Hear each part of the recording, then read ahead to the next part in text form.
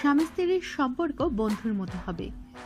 একজন আরেকজনকে সব কথা অকপটে বলতে পারেন, হিসাব করে তো আর স্ত্রীকে কেউ কথা বলেন না। তবু কিছু কথা না বলাই ভালো, যা আপনার দাম্পত্যে ঝামেলা সৃষ্টি করবে। আপনি হয়তো হেসেই একটা কথা বলেন, তুমি অমুকের বইয়ের মতো না। শ্রাবণের ঝরঝর হয়তো ঝরল না, কিন্তু মনের মধ্যে যে অভিমানের এভারেস্ট হয়ে গেল, সে খবর আপনার অগোচরে থেকে গেল। একজন মানুষকে অহেতুক এই কষ্ট দেবেন না। তাহলে উপায়? জাতীয় মানসিক স্বাস্থ্য ইনস্টিটিউটের সহকারী অধ্যাপক মেঘলা সরকার মনে করেন, পারস্পরিক শ্রদ্ধার ব্যাপারটা পুরো নিহিত আছে। ইচ্ছে করে যে এটি করবে তাও নয়। কেউ কেউ অন্যকে ছোট করে খোঁচা দিয়ে কথা বলে এক ধরনের বিকৃত আনন্দ পায়। নিজের স্ত্রীকে ছোট করলেও নিজেকে ছোট হতে হয়, এটা অনেকেই বুঝতে পারে। ভালোবাসা ও শ্রদ্ধার ভারসাম্য থাকে দাম্পত্যে।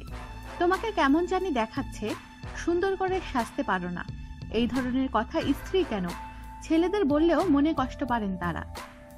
বিশেষ করে অন্যের স্ত্রীর সঙ্গে তুলনা করলে স্ত্রীকে অপমান করা হয়। বাহ্যিক সৌন্দর্য সবকিছু নয়, মনের সৌন্দর্য খুঁজে দেখার চেষ্টা করুন। এ ধরনের পোশাক কেন পরেছো, তোমাকে একদম মানাচ্ছে না, এগুলো বলবেন না। খাওয়া নিয়ে কোনো কথা নয়, না বুঝে বা বুঝে স্ত্রীর খাবার নিয়ে স্বামী দু চারটা কথা বলেন অনেক সময়। সাধারণত আদবকেতার মধ্যে এটি পড়ে। কোনো মানুষকে তার খাওয়ার বিষয়ে কিছু বলা উচিত নয়। কেউ বেশি খান, কেউ কম, এক একজনের খাদ্যাভ্যাস এক এক রকম, সেটা মাথায় রাখতে হবে। স্ত্রীর প্রতি সচেতন থাকলে বুঝিয়ে খুব বিনয়ের সঙ্গে বলবেন, কোনোভাবেই যেন ব্যঙ্গ না হয়। সারাদিন কি করেছো, কিছুই তো করতে পারো না। অনেক স্বামীর মুখে এই ধরনের কথা শোনা যায়। গৃহিণী তো বটেই, নিস্তার মেলে না কর্মজীবী নারীরাও। সহযোগিতা না করে ঘরে ফিরে কোনো কোনো স্বামী বলেন, অন্যের বউ সবাই সামলায়, তোমাকে দিয়ে কিছুই হবে না, তোমার মায়ের মতো হয়েছ। এগুলো বলা মানে হলো আপনার মন মানসিকতা কতটা নিচু তার প্রকাশ করা। আমার মায়ের মতো করো।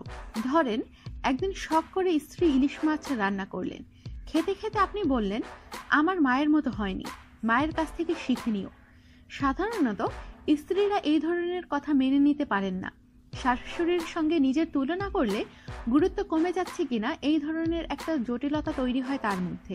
তাই স্বামীকে মনে রাখতে হবে, যার প্রশংসা তার সামনে তাকে করুন, কাউকে ছোট করে নয়।